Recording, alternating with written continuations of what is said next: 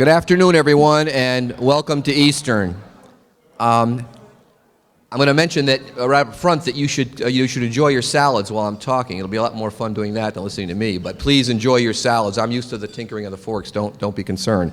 But having been in my role for over a dozen years, I'm pleased that I know the majority of you here today, and I've had a chance to say hello to many of you.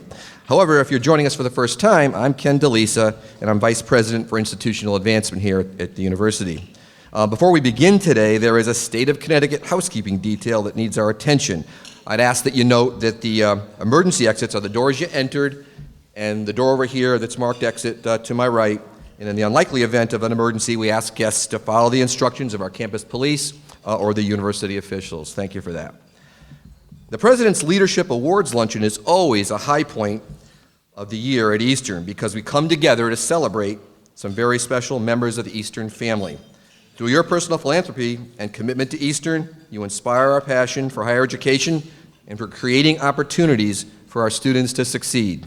I'm always so happy to look at this audience of our Eastern family and friends, especially the faces of our leadership donors and past award recipients, many of whom are with us here today.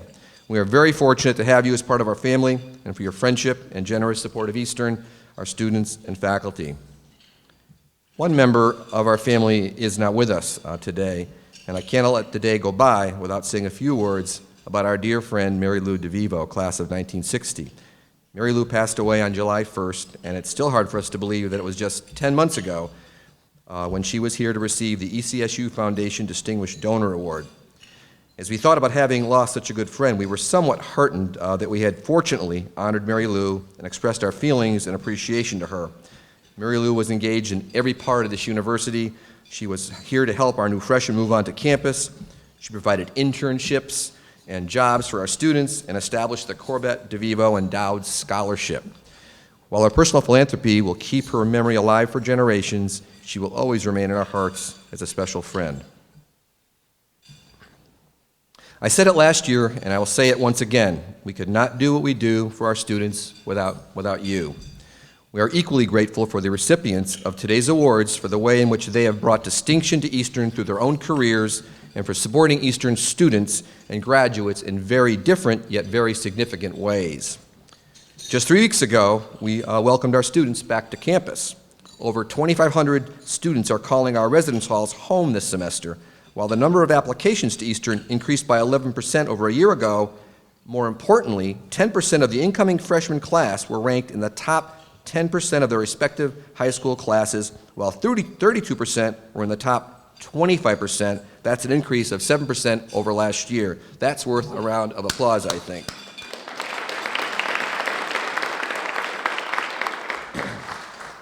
Eastern continues to draw the attention of students not only from Windham County and east of the river, but throughout Connecticut and New England as well. Eastern is a school of choice. Thanks to the efforts of our faculty and staff, and especially Chris Dorsey and his admissions team, who work very hard to match prospective students with the Eastern mission. And to those of you here today who give so generously to provide the opportunity for a 4-year degree for so many students with unmet financial needs. Let me take a moment to express my thanks to the members of this year's awards selection committee.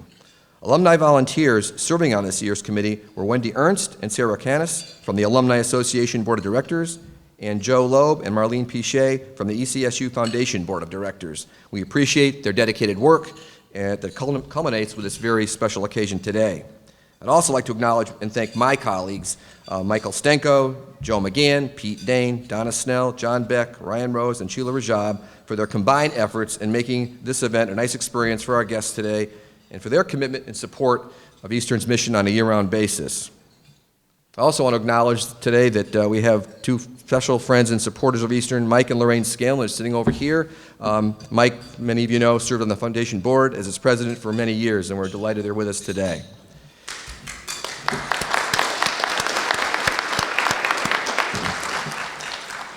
And of course, I'd like to recognize our past Alumni Award recipients who are with us today.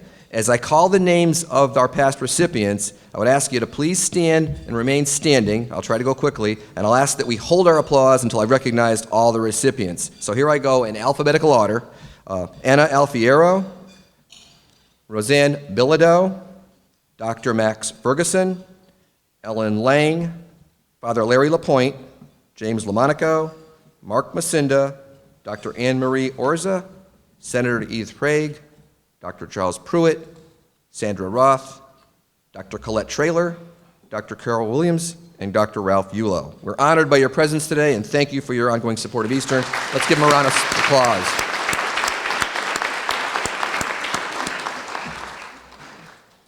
Over the years, we've established a tradition of sharing great news with all of you at this annual President's Leadership Luncheon, a tradition that illustrates the scope of the philanthropy of our alumni and friends, and this year is no exception.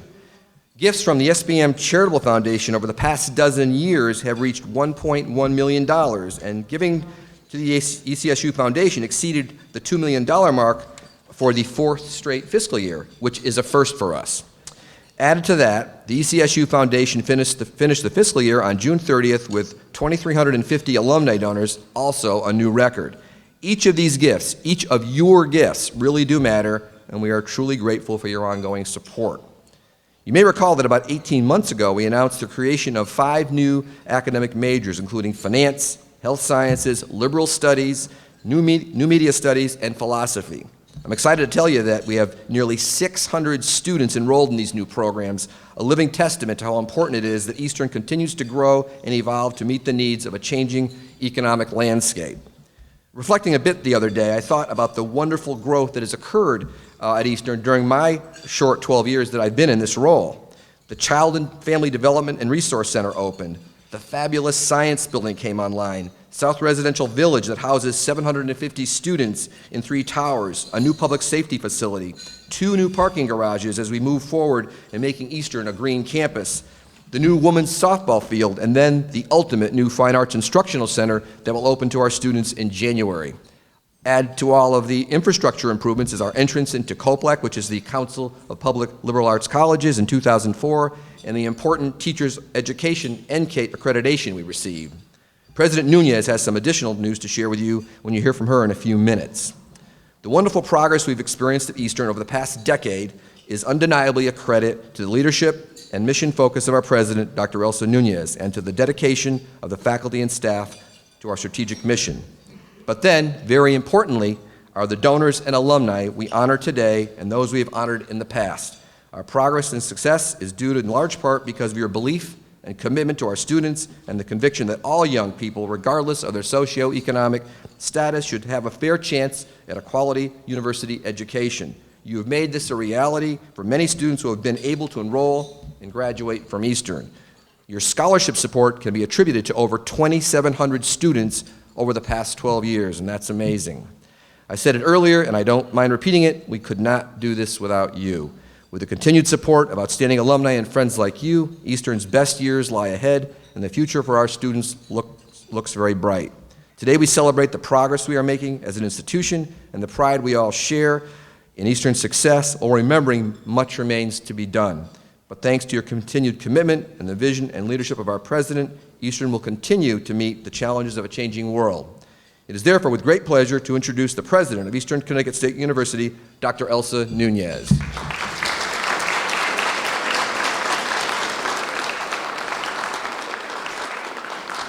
You know, well, presidents take credit for everything, but quite frankly, it's the staff that you have that make it all happen. And Ken, where's John Beck? I saw him before. We've got Donna Snell, the entire, there's John. The entire staff of the development office really puts it together, and it's always classy, it's always appropriate. They do it on a minimum budget because they know how mad I get if we spend too much money. But they're fabulous colleagues, and I want to thank them for all that they do for Eastern. It's very nice to see everybody today, and I'm just so thrilled to be here. But, you know, I want to say a special shout out to Edith Prague, the state senator, who served us so well. Edith, stand up. I love Edith, and I used to brag about that. I'm going to the legislature to talk to Edith, and I'll get it done. Thank you for all you've done for Eastern. She's been just a great asset to this university and has worked very well with all of us over the years. Next year, I hope that we will be in the new building. Did you see the new Fine Arts Center? It is just a gorgeous building. We'll have the luncheon there. and it's a $75 million building. And I'm looking for a donor to give me $5 million. Because if you give me 5, we'll put your name, your family's name on it. You can pay the $5 million in 5 installments, $1 million a year, and you can tell everybody you gave me the 75.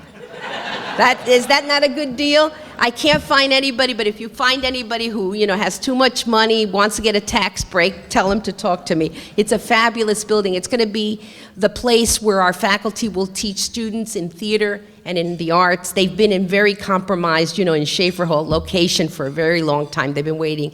And the students will have studios. It'll be wonderful. But we mix it all up, so English majors will have classes in there. These mathematics majors will have classes there. So it'll be a wonderful place because we try to integrate, as we do in the science building, all of the majors so that not one major contains in the building alone. So I think it's going to be wonderful. We anticipate the building will open up January 1st, and at that point, it's going to make a big, big difference at Eastern. We can all already see the impact on incoming students being excited about that building, and we think it's going to help us with the numbers of students majoring in art and theater. So I want to say thank you today, and it sounds so simplistic. Well, thank you for what you do for Eastern. I stand on my head. How do I get you to understand that I am so grateful? Every dollar that you donate to Eastern makes a huge difference. We've got students who are wards of the state. That means they have no parents. That means that they stay here for Thanksgiving and Christmas because they have nowhere to go. Life's not fair. You don't get up in the morning and say, I think I'd like to be ward of the state.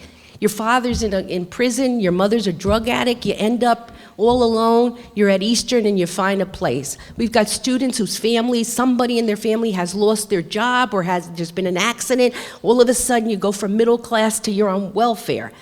That happens to people. We've got families where they decided because either religious reasons or just that they just culturally, they want to have a big family. They got 6, 8 kids. They can't afford the tuition even at Eastern. And so we as Americans say, so how do we get everybody lifted, right? That's our role because we are good Americans.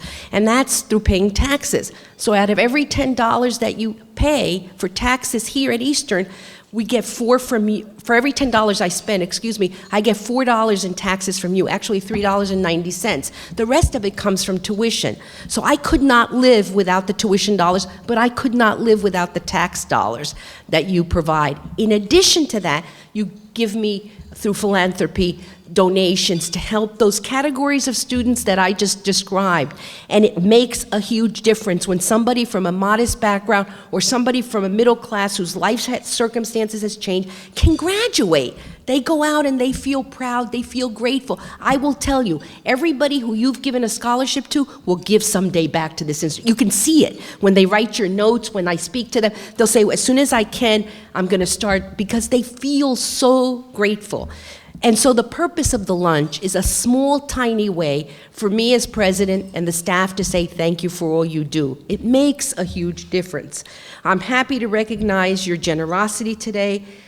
It's just a family of donors, as we call it, and to honor those who have distinguished themselves through what they have achieved in their careers or through their personal philanthropy. Eastern is indeed fortunate to have friends like you, and I appreciate your taking the time from a very busy schedule to come and share this meal with us. The award recipients we honor today are really a cross-section of the Eastern family.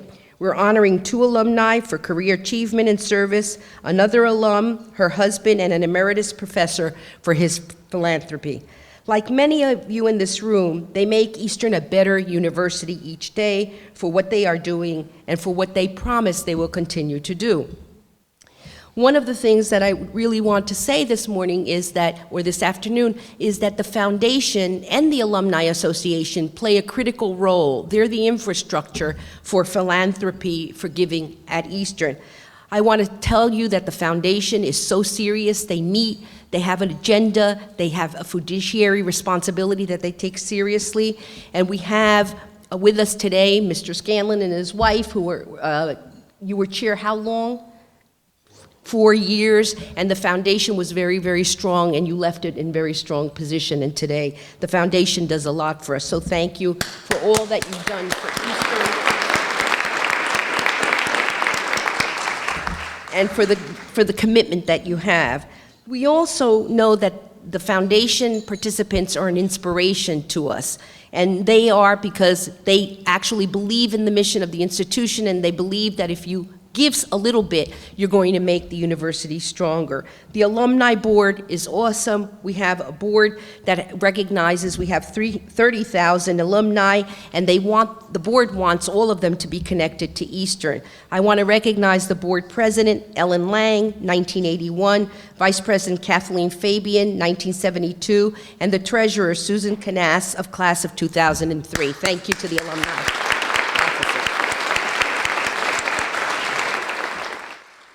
Today is special. Every day I'm reminded of the generosity of our family of donors, but today I say thank you in person to each of you. I'm amazed by your generosity, and I'm humbled by your commitment to Eastern, especially to our students. Last month, the Princeton Review named Eastern one of the best colleges in the Northeast. I'm going to count to 3, and you're going to say, "Go Warriors." 1, 2, 3. Go Warriors! This was, I'm going to pass it around. This is what was in the Hartford Courant. All the local papers carried it. And so it is not easy to get into the Princeton Review. And we were ranked one of the best colleges in the Northeast by the Princeton Review. Isn't that awesome? You should feel very proud. So that made my day, and I had 1.5 glasses of wine that night. Jim is here, and he's a doctor. He knows I shouldn't be drinking more than 2. And so last week came, and I had to have 2 glasses of wine because we received probably some of the best news in my presidency. And let me tell you, I was ecstatic when U.S. News and World Report came out and said, "You made the top 100!" Isn't that fantastic? So I'm going to count to 3 again, and you're going to say, "Go Warriors." 1, 2, 3. Go Warriors! So in the rankings of U.S. News and World Report, they take the country and break it into 4 quadrants. We're in the north. It is not the northeast. The north goes from the Canadian border down to Maryland and across to Pennsylvania. A lot of colleges and universities in that quadrant, right, Father Larry? And we're praying that some of them don't. No, I won't say that. And there are a lot of colleges and universities in that quadrant. We rank number 27 in the publics in that entire quadrant. That's an amazing statistic. So that means every public and private university in that quadrant is in there competing, and we jumped from 103 into the top 100, into 92 of everybody. Villanova, all the publics and privates. So there's Little Eastern, your alma mater, the institution you're investing in. We're number 92 in U.S. News and World Report when everybody's in there, and we're 27 when you just look at the publics. That is amazing. It is amazing. And that's a tribute to all of the dollars that you have given, and we make strategic investments in Eastern. So we've got the criteria. You know U.S. News and World Report. I've talked to you about it before. It asks you, what is your class size? At Eastern, 90% of the classes are under 20.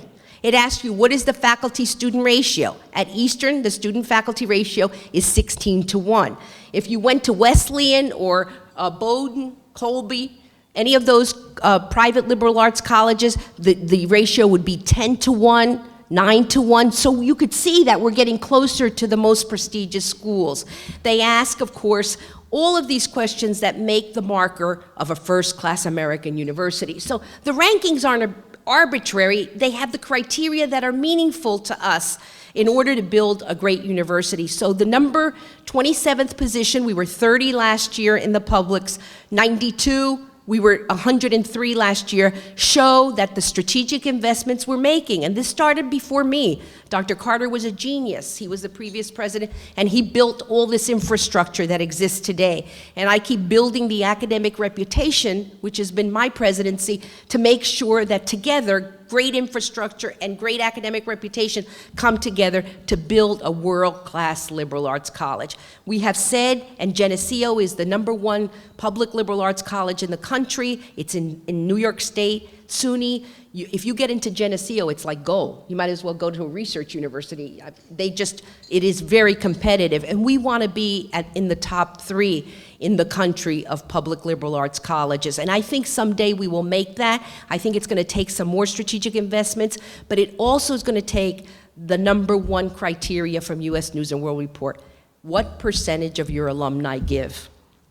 Not how much do they give, what percentage give. So if you're at Yale at Harvard, you're up in the 80s. If you're in the publics, it's much less. So they say to me, Elsa, if you're such a great university, why don't your alumni give you anything? Right? Not a bad question to ask, right? They'd say, if you're so hot, why don't they give you something if they had such a great experience?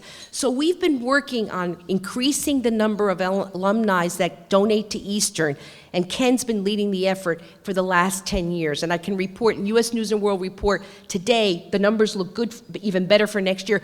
We have 8%. When I came, it was 3%. Now, that doesn't sound like a big jump, but you have to remember, I graduate 1,000 people every year. So I don't get 1,000 alumni donors every year. So the numerator and the denominator work against me all the time. So this 8% giving has really helped boost us, and I want to thank Ken DeLisa and his staff for that. So the numbers continue to improve at Eastern. We just heard Ken make note that we set a record for the alumni donors this past year, but in fact, the number of alumni making gifts to Eastern has grown by 250% since 2003. Isn't that great? We're getting the message out to the alums, don't throw the envelope away. Write a check for $25, anything, so that you can be listed as an alum who donates. Your role as the leadership level donors is more important than ever because you're leading by example. I know that many of you have reached out to your classmates, friends, and businesses. When I speak at all functions across the state, whether it's, a luncheon meeting, a breakfast meeting, whatever it is, I talk about all of you, and I use your names as examples of people who are generous. I know these efforts are paying off, and I thank you for your leadership. But I'm not the only one who wants to say thanks today. I also speak for hundreds of students. Ken mentioned almost 3,000 students who have benefited from the money that you have given them. For many students, that money was make it or break it. They stayed, graduated because of you. Your generosity has really influenced many people in the state. They also say thank you in many different ways. We had Lindsay, who was a recipient from the Dorothy Carlisle Scholarship, and she was a history major, and she wants to go to law school. She was from a family who had incredible issues during her stay here. Very, very complicated family life. And she said, I'm so fortunate to attend a university that embraces a well-rounded academic career as a liberal arts university. Eastern encourages its students to participate in various academic areas, no matter what limitations they have at home. I have to admit that I am somewhat of a dreamer and had always dreamt that I would have a future, but sometimes gave that up because of my family. But with your assistance and my determination, I know I will accomplish what I set my mind to do. Yolaine was born and raised in the Democratic Republic of the Congo. She escaped from the Congo, came to the United States as an immigrant, and majored in biology at Eastern. She's so funny when you talk to her. She talks really fast like me, and she really has a love and passion for this American society and for America in general. She plans on becoming a doctor and going back to the Congo and helping the children there. She's totally dedicated to humanitarian causes and to Doctors Without Borders. She received the Virginia and Charlie Pruitt Peace and Human Rights Studies Endowed Scholarship. Charlie, you'd be very proud of her. She really, really would make you proud. Charlie's a recipient of an award today. And she wrote in her letter, as a human rights activist, I believe in being a change that I want to see in the world. Your generosity, Dr. Pruitt, and your support has inspired me to even work harder and eventually give something back to others who have nothing. Thank you so much for helping me at Eastern. I will never, ever forget that you enabled me to achieve my dreams. We have dozens and dozens of letters and notes like these. To the honorees seated to my left, I want to offer special thanks and congratulations. Today we recognize you for outstanding achievement in your professional careers, for your service to the community, and for your service to Eastern. All of the awardees today demonstrate what can be achieved when you apply your talent and your education. Reaching millions with results-oriented advice, Jonathan Alpert, class of 1995, will receive our Distinguished Alumni Award, while David Engelson, class of 1967, and a master's degree from 1970, has built a lifetime of service to thousands of people in the Vernon area. Emeritus Professor Charlie Pruitt, who's an example to all of us, has endured his commitment to peace and human rights, will live on for generations to come through the passion that he has for his work. And Ellen Lang, class of 1980, with her husband, Jim Watson, have made a significant impact on students with financial need, especially to those made here who are non-traditional. So to all of the awardees, congratulations and thank you.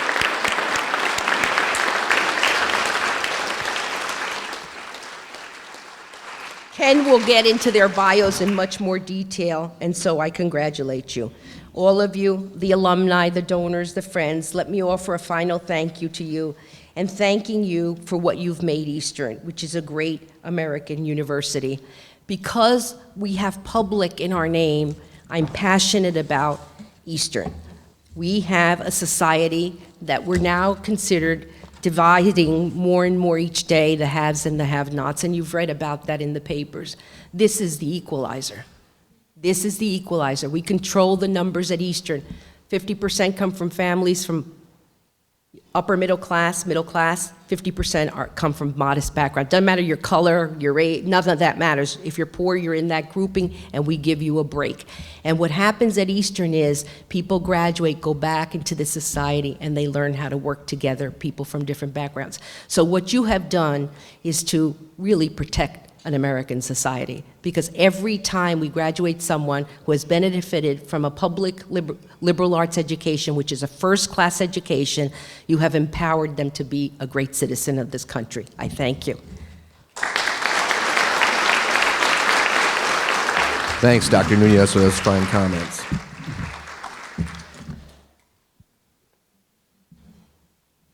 Beyond the walls of this room and across the 182 acres of our campus lies our investment, as the president well said.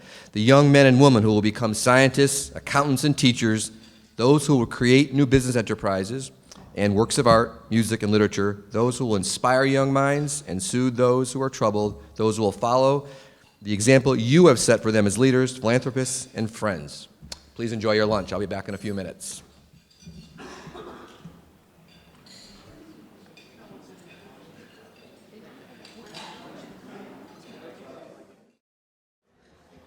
Okay, folks, please continue to enjoy your dessert and coffee while we move to what is always the best part of the program, the recognition of our award recipients. In September 2011, Eastern opened and dedicated the new Virginia and Charles Pruitt Office of Peace and Human Rights. Quote, "We thank Dr. Pruitt for his commitment to peace and the rights of all human beings, and we are delighted to be able to dedicate this room in honor of him and in memory of his wife, Virginia," unquote, said Eastern President Elsa Nunez at the time of the room dedication. Charles Pruitt, Professor Emeritus at Eastern, made a significant leadership-level gift to support students interested in the cause of peace and human rights. This was in addition to a gift in 2002 when Dr. Pruitt and his wife established the Virginia and Charles Pruitt Peace and Human Rights Studies Endowment to support students who are active in the community and demonstrate an interest in peace and human rights. Dr. Pruitt's peace and human rights story began almost 75 years ago. Charlie was a newlywed in 1941 when the draft board gave him a choice: either work as a chemist at a classified military project in Oak Ridge, Tennessee, where Virginia could work with him, or go into the infantry.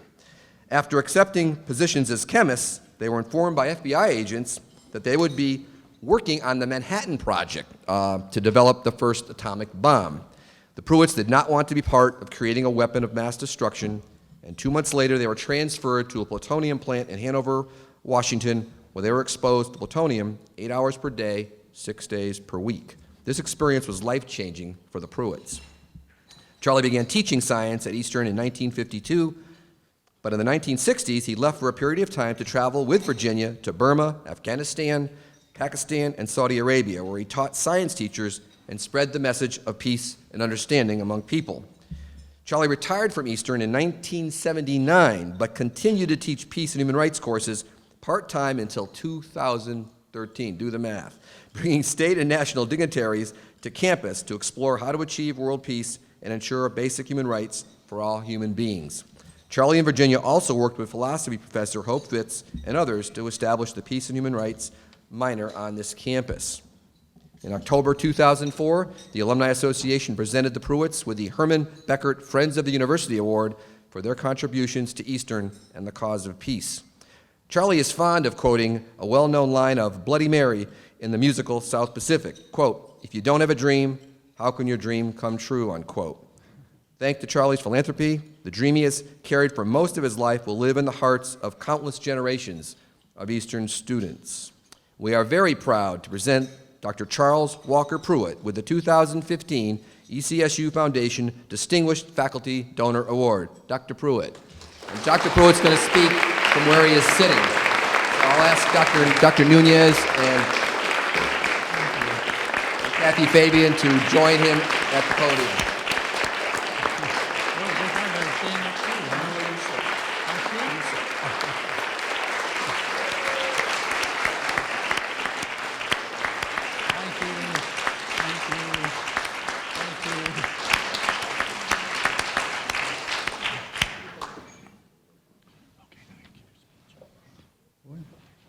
Charlie, don't drop it. For you. Oh, We love you, Charlie Pruitt. We love you. thank you. I Thank you feel very loved. And thank you for all you've done for Eastern. Oh, my privilege just to have been here. Now what do I do? Do I read this? Look in the camera and then you can read it. All right, now you can read it. You see it okay? Mm-hmm. Okay, you go. Good afternoon, and it's so good to see you. It's an honor for me to be here. If someone had told me when I first came to Willamette State Teachers College in 1952 that I would be here before you in 2015, 63 years later, receiving this reward, I would have said, "You're dreaming." Looking back over the years of my involvement with Eastern, I feel proud to have begun my career as part of the Science Education Department, working with students to become better science teachers, and finally, helping the Peace and Human Rights Program. I am pleased to have been able to set up a scholarship program to help students further their rights in the much-needed area of peace and human rights. One of my high points of my career was helping develop a peace and human rights minor degree. Further, I hope my contribution for which I'm receiving this award will continue to be a visible, unmistakable reminder of the value of peace and human rights education as the goal of world peace is possible. Thank you. Thank you very much, Dr. Pruitt, for those very nice words. We're honored to have you here today and for your wisdom and your support. Thank you. Well, because of you. For nearly 3 decades, from the 1970s to the early 2000s, David Engelson was pretty much Mr. Elementary School Principal in Vernon, a designation you will understand in a moment. But for more than a decade since, he's had a new nickname. Today, he's probably better known as Mr. Hockanum Valley Community Council. David graduated from Eastern in 1967 with a degree in educational studies, and again in 1970 when he earned his Master of Science degree in education. After earning his bachelor's, he started his career in a new special education program in Connecticut's District 11, consisting of Chaplin, Eastford, Hampton, and Scotland, and he was teaching in Hampton. He loved his job, but one day in 1970, the District 11 superintendent pulled him out of a classroom and asked him if he wanted to be principal of Scotland Elementary School. David replied that he wasn't ready, but the superintendent reassured him that he was ideal for the job and would teach him what he needed to know. So at age 27, David became the youngest principal in Connecticut at the time. David was selected to become principal of Lake School in Vernon in 1974, and 10 years later became principal of Vernon's Center Road School, where he stayed until his retirement in 2002. By this time, David was truly a presence in the town of Vernon, and since he wasn't really ready to retire, he was offered the position of executive director of the Hockanum Valley Community Council. In 2011, he was promoted to chief executive officer, a role he continues to fill today. The HVCC is a social services agency meeting critical needs of people living in Vernon, Ellington, Tolland, and the surrounding area. Known for its food pantry, the HVCC also provides dial-a-ride transportation, counseling, case management, and other services that enable their clients to rise from poverty and improve their quality of life. HVCC clients number in the hundreds, and there can be no doubt that for many, the services they receive are a lifeline. David was presented with the Humanitarian Service Award in 2010 by the Lions Club and the Outstanding Citizen Award by the Rockville Rotary Club in 2012. He is a member of the Board of Directors of United Bank as an Eastern Connecticut Health Network corporator, and after serving many years as an ECHN trustee.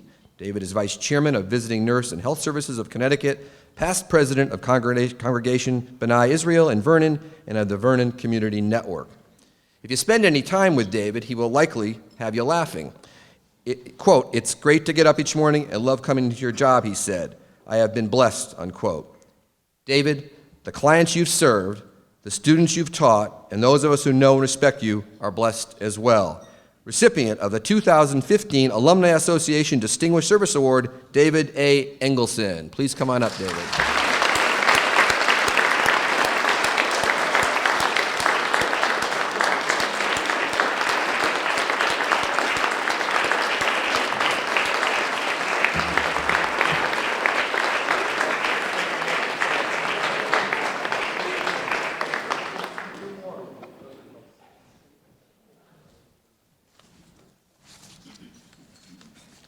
I always carry a backup.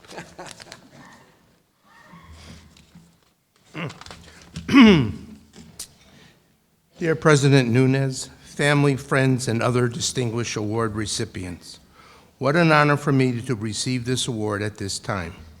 The day that I received the letter informing me of the award, I was in a very low period in my life. My wife Susan had just passed, and she was also so proud of my accomplishments as she volunteered for all of my events to make sure that we were a team. I had a terrific run in my professional life. I was a special ed teacher, taught 4th grade, and was a principal for a total of 35 years. I finished my education career on August 30th, 2002, and started as the executive director for Hockanum Valley Community Council on September 2nd. That's right, I took the weekend off and went right back to work. HVCC is a social service organization that serves the Tri-Town area in Tolland County. We have grown over the 13-plus years that I have worked there approximately 5 times. We serve over 2,200 individuals a month in our pantry, see between 300 and 350 clients each week in counseling, and transport local citizens who qualify from 5 communities between 135 to 140,000 miles each year. It has been a pleasure for me helping less fortunate people in these difficult financial times. I know that at the end of the day, when you put your head on the pillow, God can smile down at you for doing a mitzvah, a good deed. I have been active in our communities for many years.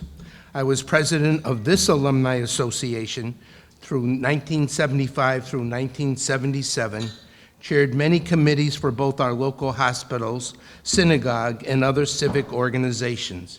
I enjoy being out in our local communities and meeting people. I always have a contest with my dear friend Dr. Lehman as to who knows more people, he being a local pediatrician or me working in our public schools when we attend events. As much as I love working, I still want to be sure to take as much time from my family as possible. We have always been a very close-knit family. My son Mark is here.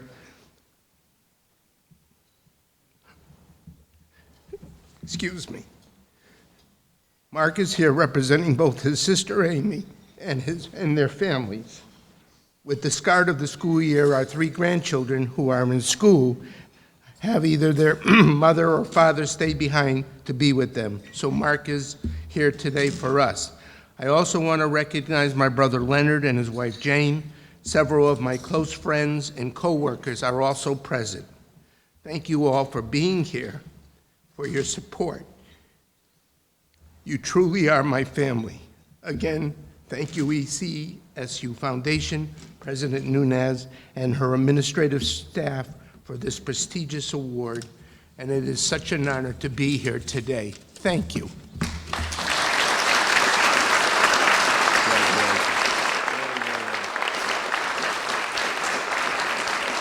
Let's give you your award over there and take a photo.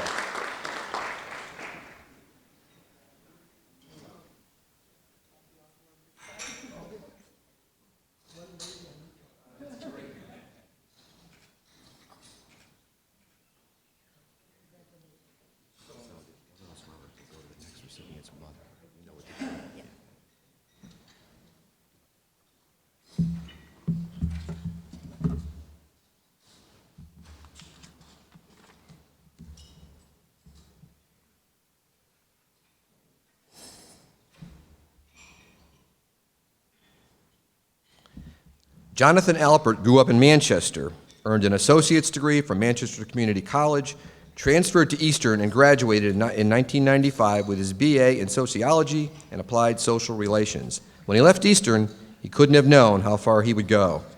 Jonathan went on to earn an advanced degree in psychology and became licensed in New York, Pennsylvania, and Washington, D.C. as a professional counselor. But he wanted to reach more people than he could from the confines of his office. Over a 7-year period in the early 2000s, Jonathan's column in the Metro newspaper called No More Drama reached over 1 million readers in Boston, New York, and Philadelphia. And today, he is a Manhattan-based licensed psychotherapist, author, columnist, and executive coach. Jonathan's book, Be Fearless, Change Your Life in 28 Days, is published not just in the United States, but also in Brazil, Portugal, Germany, Spain, and the UK, Japan, China, and Taiwan. It helps people get past the fear that keeps them stuck so they can move forward to achieve success and happiness. Jonathan's also a regular columnist for Inc. magazine and the Huffington Post, writing about mental health, career, and workplace issues while providing practical and easy-to-understand tips to readers. He consults with major corporations, most recently as a spokesperson for Liberty Mutual Insurance on a campaign that addresses time management and work-life balance. In 2014, he was spokesperson for a safe driving and anti-road rage campaign. Jonathan appeared in the 2010 Oscar-winning film Inside Job, where he spoke about the financial crisis and its impact on people. He has appeared on The Today Show, CNN, Fox, and Good Morning America, and he is regularly interviewed by print and broadcast media around the world. In April 2012, his New York Times opinion piece, In Therapy Forever, Enough Already, generated a firestorm of debate among professionals in the field, and he questioned the quality and effectiveness of the long-term therapy provided by some practitioners to their clients over a period of many years. In fact, when I first met Jonathan in 2012 at an Eastern alumni reception in New York City, and after having him share this account with us, I was struck with the fact that Jonathan had taken great professional risk out of concern for the well-being of his patients and others who were in need of counseling by exposing wrongdoing in his profession that could have resulted in his being on the outside looking in. However, he stayed the course, and obviously his good ethics prevailed. I'm sure you'll agree that we need more of this type of integrity and concern for others in today's world. In his private practice, Jonathan works with executives, professionals, entertainers, and many others to help his clients deal with stress, relationships, anxiety, workplace issues, and conflicts.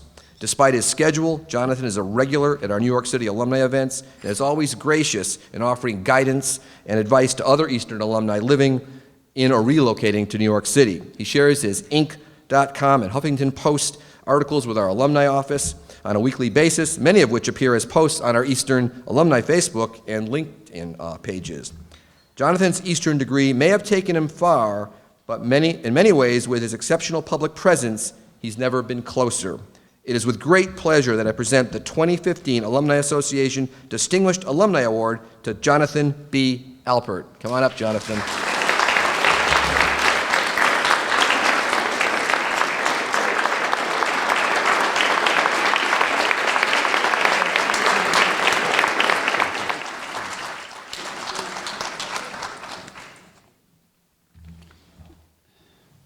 Ken, thank you so much for that introduction. It's humbling. 20 years ago, I never thought I'd be standing where I am today. I had just graduated. I was a naive kid, less wrinkles than I have now, and I was about to embark on graduate school for psychology. I thought I'd go to school, become a therapist, and that would be that. But along the way, I had some success, some of which Kenneth had mentioned, and here I stand being honored, and I am truly grateful for that. I'd like to thank President Nunez, Michael Stanko for all his support, and Kenneth DeLisa, thank you so much, and the entire university community for honoring me. I'd also like to thank Dr. Danforth from the psychology department. Dr. Jeff has been a great support as well. I'd like to thank my sister, Susan Scala, who graduated in 1990. I know she doesn't look it, but she did. As well as my parents, Sheila and Joe Alpert. My dad is somewhere. Oh, he's taking my picture. My parents have been married for 49 years, and they truly are remarkable people. So they'll be married for 50 years very soon.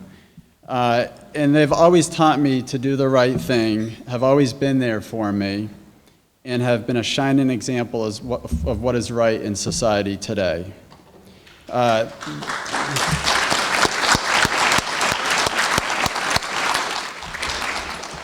Their encouragement, their unwavering support, and their ability to keep me level-headed are invaluable. And my father always tells me to take it one step at a time when I find myself getting ahead of myself.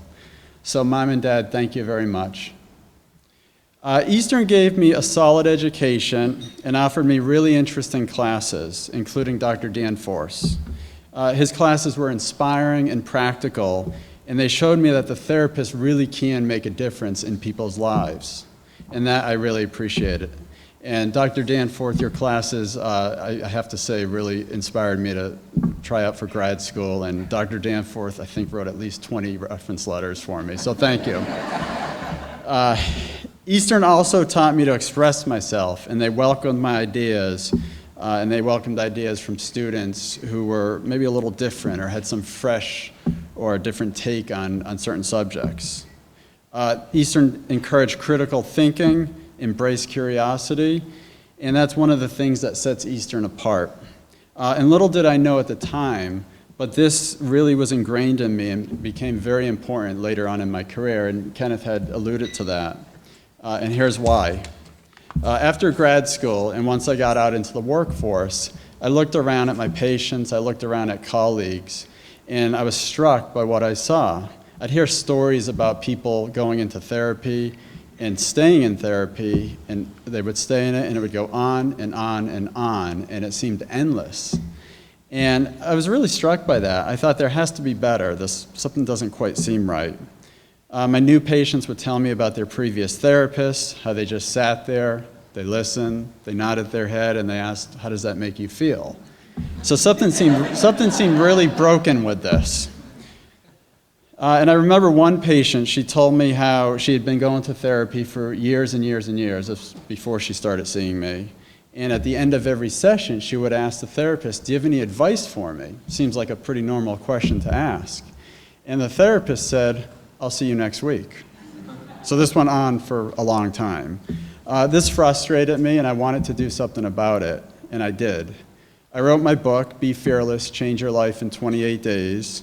But just before the book was published, I wrote the op-ed piece that Kenneth had alluded to.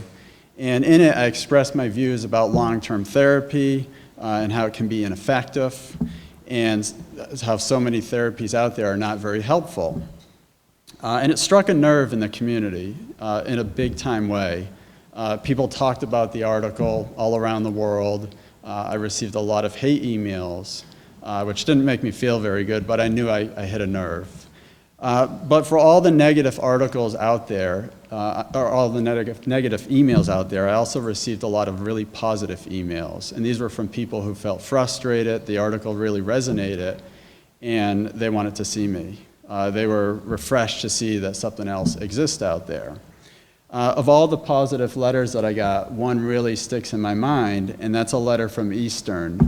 Candidates Department had sent me a certified letter congratulating me on my book and also the article. And this really, really made me feel special and really proud to be an Eastern graduate.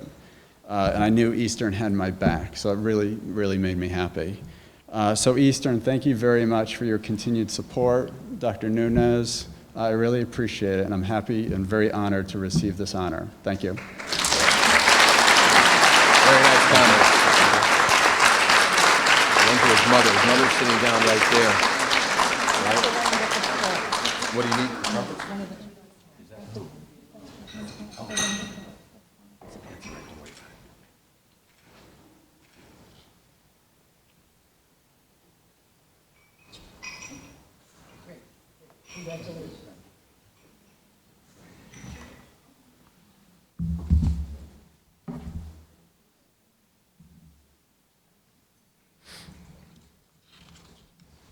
Thanks. Ellen Lang, class of '81, has supported and served her alma mater in more diverse ways and over a longer period of time than almost any other graduate of Eastern.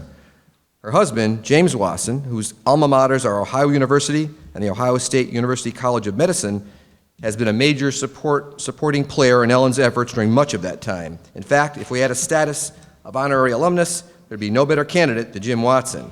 With Ellen's dedicated and ongoing active involvement at the university, if Jim had not been drawn into the picture, he would have been spending many lonely evenings and weekends while Ellen was here having a great time with us. Is that right, Ellen? Yeah. Seriously, they have built the Ellen L. Lang and James E. Watson, MD, Endowed Scholarship to a leadership-level endowment that will provide scholarship support to dozens of students in perpetuity. Ellen was a non-traditional student who earned a biology degree at Eastern, and the scholarship they have created is to honor and recognize other non-traditional students working to earn undergraduate degrees. Ellen and Jim's generosity does not end with their own scholarship. Ellen also supports the class of 1981 scholarship and has been a loyal donor dating back to 1987. Jim is a fixture at Eastern's annual fundraising golf tournament. And we're sorry we caused you to miss golf today, Jim, because I know that's probably tearing you apart over there. But we're glad you're here. Ellen and Jim's philanthropy presently and through their estate plan has entered them as members of the President's Legacy Society, comprised of leadership-level donors. Ellen's involvement with Eastern goes far beyond philanthropy. She has served several terms on the Alumni Association Board of Directors, and since 1999 has served 5 terms as president and continues in that role today. The award she is receiving makes her a double alumni awardee, as she also received Eastern's Distinguished Service Award in 2003. While Jim has officially retired from his Mansfield OB/GYN practice, he still works part-time as a physician at Wyndham Hospital and serves as the chair of Natchaug Hospital Board of Directors. I think it's clear that these two wonderful people are truly committed to their community and service to others. We are very fortunate to be able to count them as friends of this university. As many of you are aware, the student recipients of ECSU Foundation scholarships are encouraged to write thank you letters to the primary donors of the scholarships they receive, which are often very moving testaments to the power of personal philanthropy and its impact on our students. One past recipient of Ellen and Jim's scholarship, Judith, class of 2013, wrote in part, quote, "Your generous donation is an inspiration to me. Hopefully one day I will be able to do likewise. I look forward to the day when my education will provide me with an opportunity to earn enough money to put some aside and make a donation to help another student working to earn a degree later in life. It is a challenging and rewarding journey, and you have made it a little easier for me. Thank you," unquote. I believe our student, Judith, in this short and sincere thank you note to Ellen and Jim, characterized what they are all about.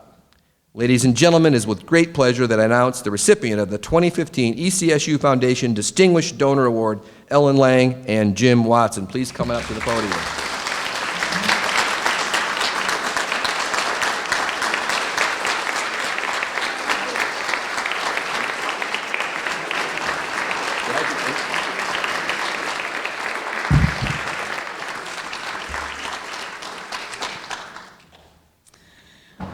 Well, it is a pleasure to be here with our family and friends and fellow award recipients. We thank Dr. Nunez and the Eastern Foundation for this great honor. Eastern has a special place in our hearts because it looks like we live here. I attended Eastern as a non-traditional student, and I was already a registered nurse, having graduated from the Backus Hospital School of Nursing, and that's a hospital diploma program. Eastern gave me a chance to advance and succeed, eventually going on to earn a master's of public health. My education at Eastern has served me well in my career, but I could not have done it without financial assistance and was the recipient of Pell Grants while I was here. Over the years, Eastern has grown. The campus is beautiful, but it's not just about the buildings or the landscaping. Eastern is a warm and inviting place with supportive faculty, staff, and administration, all with one great goal, and that is to help students succeed. So giving back to Eastern is easy. Each year, we get to attend the Scholarship Awards and meet our scholarship recipients. This is an event that we really look forward to. As has been said, we have designated our scholarship to non-traditional students because I was one, and it's heartwarming to hear their stories of struggle to complete degrees while juggling jobs and care of families. It's heartwarming indeed to be part of another person's success, and that makes it all the easier to give back. So thank you again for this honor, and we're looking forward to the future and great things to come. Thank you.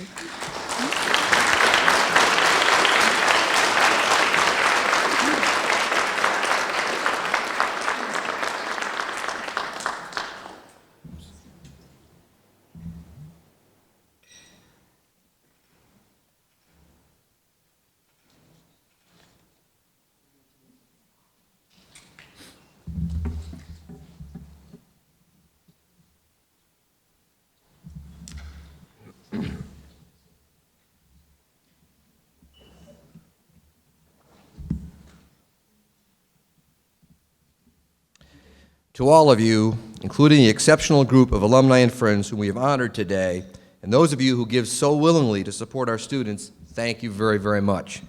We continue to be humbled by your faith in us and by your commitment to giving our students the important boost that will allow them to continue on a path to success, a path that's being created right now through their hard work and their Eastern liberal arts education. As we strive to do each year, we recognize how thankful we are to you for your philanthropy and leadership and for making Eastern a priority in your life. Your unwavering support of our students inspires us to continue doing what we're doing, and we're truly honored by your thoughtfulness and generosity. The future is very bright for Eastern students, thanks to all of you. Congratulations again to all our recipients, and may you have a safe trip home and a wonderful weekend. Thanks, everybody.